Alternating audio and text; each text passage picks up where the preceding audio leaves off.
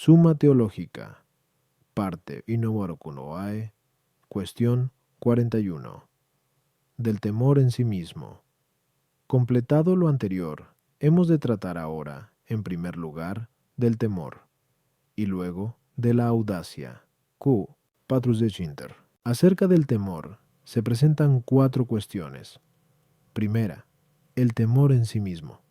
Segunda, su objeto, Ki 42. Tercera, su causa, Ki 43. Cuarta, su efecto, Q 44. La primera cuestión plantea y exige respuesta a 4 problemas. ¿Es el temor una pasión del alma? ¿Es una pasión especial? ¿Hay algún temor natural? De las especies de temor. Artículo 1. ¿Es el temor una pasión del alma? Lat.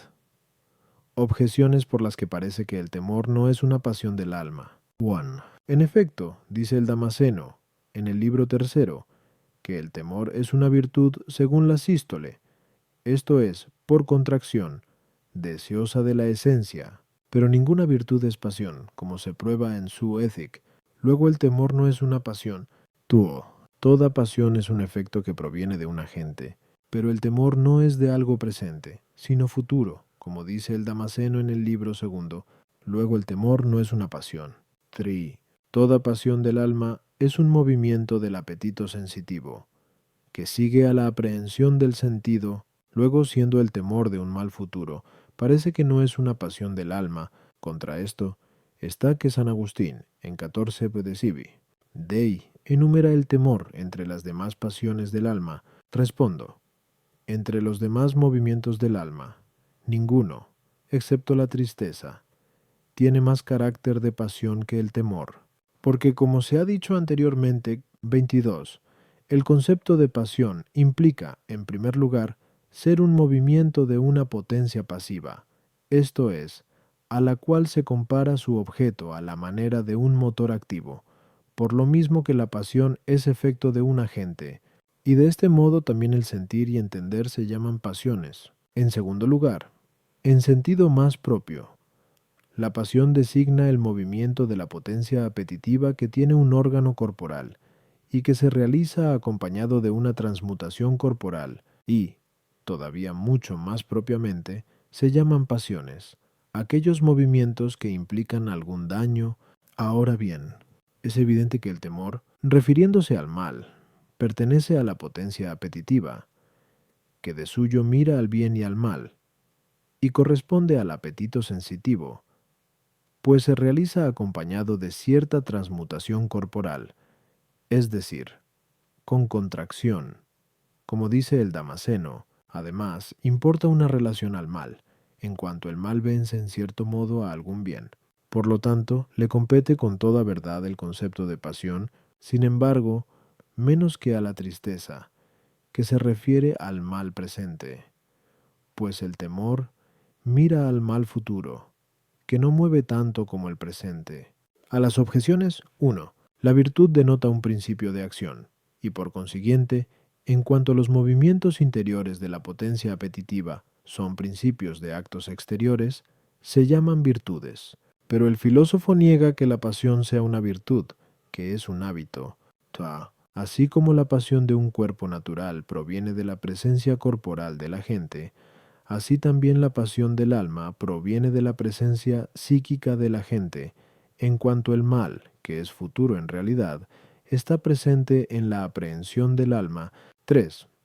El sentido no aprehende lo futuro, pero, por el hecho de aprehender lo presente, el animal se mueve por instinto natural a esperar el bien futuro o a temer el mal futuro. Artículo 2. ¿Es el temor una pasión especial? Lat. Objeciones por las que parece que el temor no es una pasión especial. 1. En efecto, dice San Agustín en el libro Octoginta Trium Quaest, al que no aterra el miedo, ni le abraza la codicia, ni le debilita la enfermedad, esto es, la tristeza, ni el transporte de vana alegría le agita, por lo cual parece que, quitado el temor, todas las demás pasiones desaparecen. Luego no es una pasión especial, sino general. Dice el filósofo en Biesic que la prosecución y la huida son en el apetito, lo que la afirmación y la negación en el entendimiento, pero la negación no es algo especial en el entendimiento, como tampoco la afirmación, sino algo común a muchas cosas. Luego tampoco la huida en el apetito, pero el temor no es otra cosa que una cierta huida del mal. Luego el temor no es una pasión especial. 3. Si el temor fuese una pasión especial, se hallaría principalmente en el irascible, pero el temor se halla también en el concupiscible.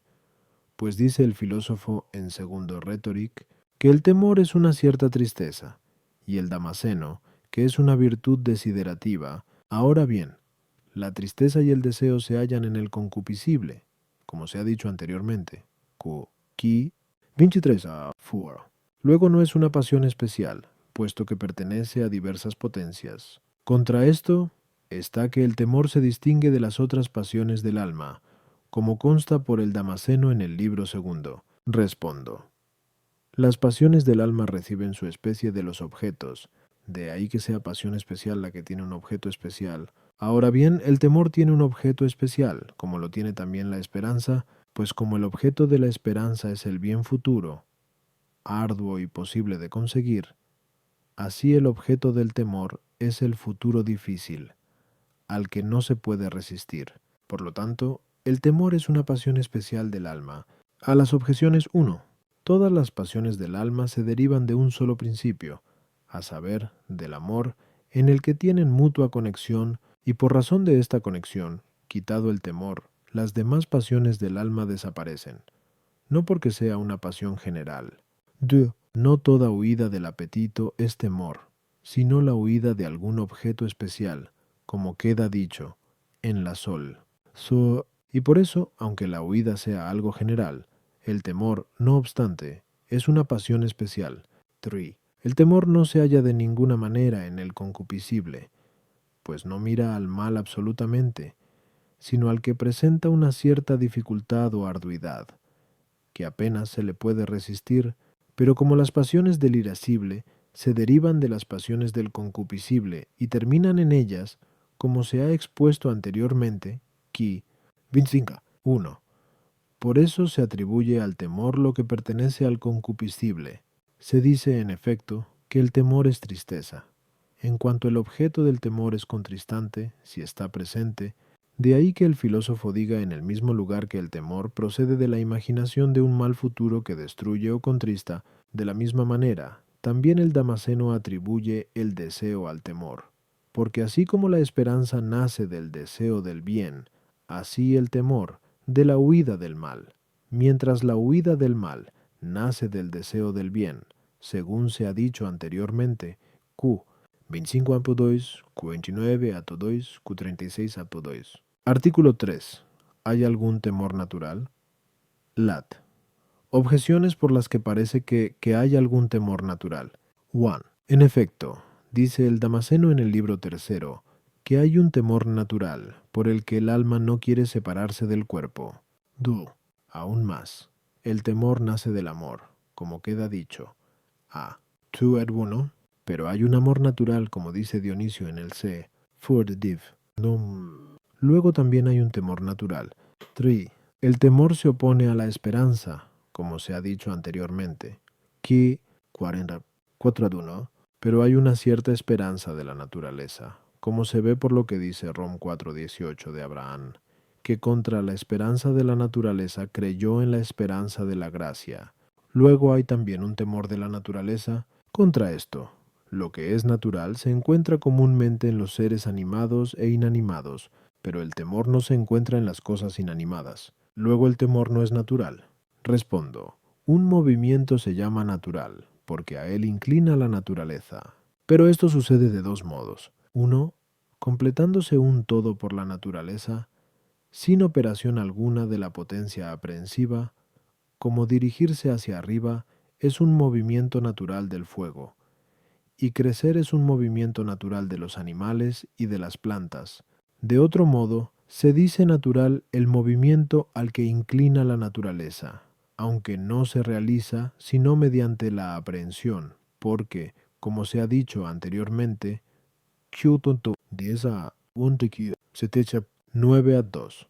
Los movimientos de la potencia cognoscitiva y apetitiva se reducen a la naturaleza como a su primer principio, y de este modo aún los mismos actos de la potencia aprehensiva, como entender, sentir y recordar, y también los movimientos del apetito animal, se llaman a veces naturales, y en este sentido puede hablarse de un temor natural, que se distingue del temor no natural por razón de la diversidad de su objeto.